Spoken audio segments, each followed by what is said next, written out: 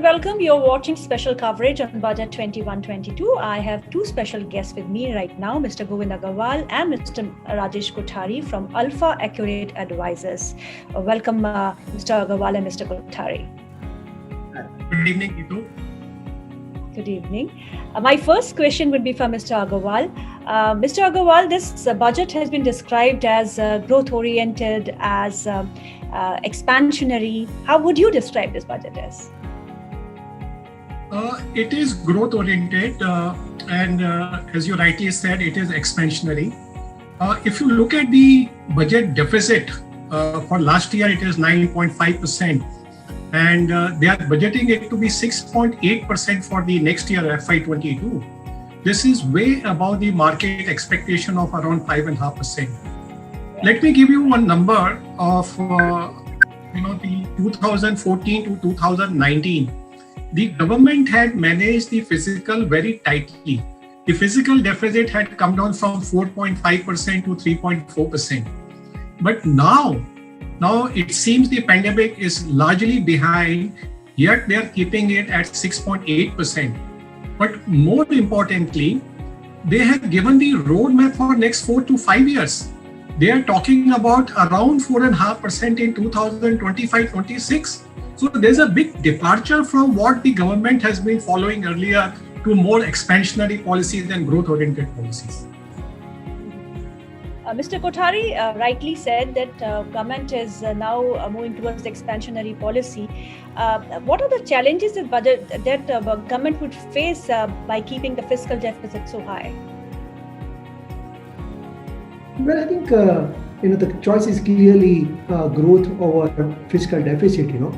So yes, the fiscal deficit is something, as Govind has rightly mentioned, is something which is very important, and government has always walked the path of prudence. Given the underlying circumstances, I think we need to look at the global markets. If you look at the most emerging markets, most other countries, they have spent significantly higher than what India has spent. I think this government has took this opportunity to fill the gap, and they've taken the budget as an opportunity. India is an infrastructure deficit country, and by doing a number of things, whether it's the infrastructure side, whether it is banking side, I think the important message what government is trying to give is that let's focus on growth for a few years. Deficit address will be addressed automatically as the economy keeps moving on.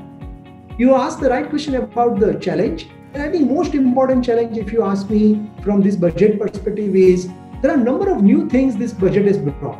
It is like reforms 2.0 or reforms 3.0 kind of a story, correct? And when you have so many things to implement, what is very important is how you execute, all your measures. Say, for example, you have a new ARC to be set up to address the NP issues of the existing banking system. Second, we have a development financing institute, which they plan to lend close to about 5 lakh crores over the next 3 years. Third is the amendment to various acts, whether it is the insurance side, whether it is security side, and last but not least is about the divestment program. So there are too many things to do in next 12 months, and I hope this government do exceedingly well even on execution side. But that's the key thing to monitor, if you ask me.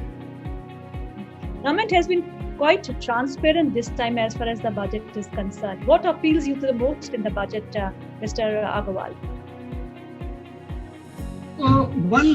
You are absolutely right in saying government has been very, very transparent. In fact, the finance minister did mention in the speech that even food corporation subsidy they have brought in here, and also their clear focus in terms of growth and capital expenditure growth. That is one sector. Second is, of course, the social sectors like healthcare, education, and water. So these, they have continued their focus on that. And in terms of the deficit, where they have said 6.8% this year, and over next 3 to 4 years to still around 4.5%. So they have not mixed their words. They have very clearly stated that yes, we will continue with the expansionary policies over the next 3-4 years and focus more on the growth.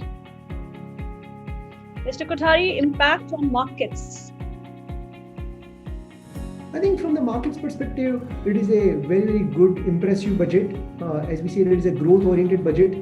I think this budget is further fuels the growth what economy is right now looking for. Economy is already on V-shaped recovery. If you look at the fast frequency data indicators, most indicators are showing good numbers. We are on right track. So directionally, economy is doing well. This budget further fuels that direction, and that's what is something which is very, very important. Also from market perspective, I think what is important is the corporate earnings, and third quarter has started with a very good note. 25 out of Nifty 50 companies have delivered numbers which are significantly better than the street estimates, and same is true even for BSE 500 companies. Very important thing is the continuance of the policy, like for example PLI scheme, and that's a very, very important step this government has taken, and I think such steps will further revive the Indian manufacturing sector. So I think from market perspective, yes, valuations are a little bit expensive, and very importantly, one need to be really bottom up from here on, because it's not that everything is cheap. But over next 2 to 3 years, 4 years, if you ask me, we have a long runway ahead from the market perspective. But aren't you skeptical and a little worried about high borrowing program that is going to really impact the yields going forward? I think, given the global markets, given the global policy, if you look at globally also fiscal deficits are running high.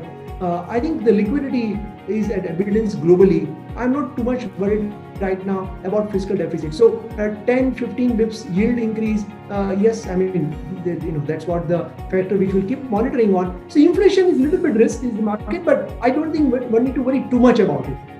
Is it a kind of a thing which one need to monitor? Answer is yes. But am I too much worried about it? Answer is no. India today requires growth. And if we don't do it, then I think the fiscal deficit will be much higher. So you have two options, am I right? One is give some space on fiscal deficit, but give enough room for growth to continue to happen. Second step is be fiscally prudent.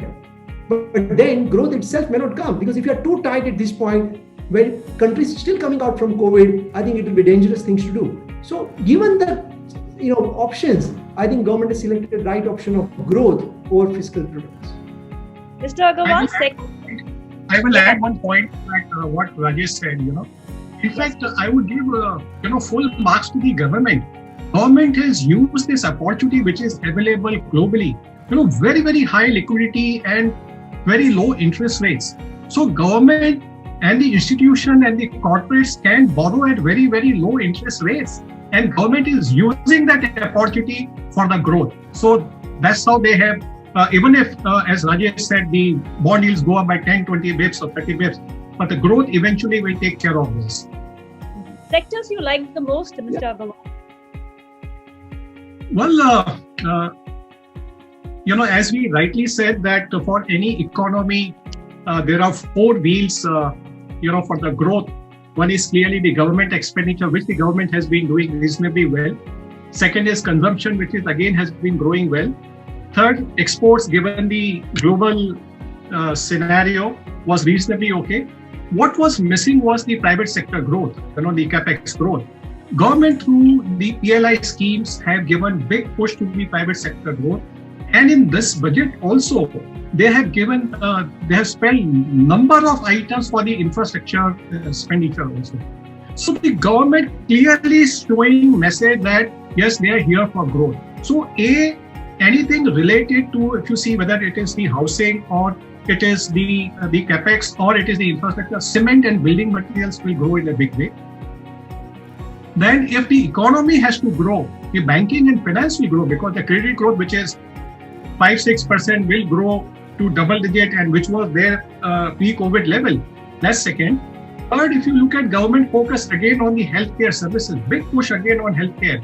So you have diagnostic centers, you have hospital chains, etc., which would be the big beneficiaries, continued big beneficiaries of this. Then, since there's a big push towards the manufacturing sector, one sector which has not participated in the stock market over the last 10 years is the capital goods sector. So that can, in fact, can be a big driver over next 2, 3, 5 years. So I think there are quite a few sectors. In fact, we will see a wider participation from many sectors which had not participated in last 2-3 years of stock market rally. How would you rate the budget on the scale of 10, Mr. Agarwal?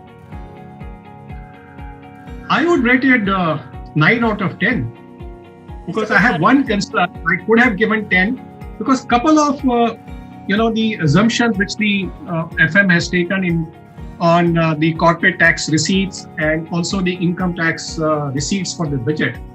So that is there. She is projecting it to 22-23% growth over last year.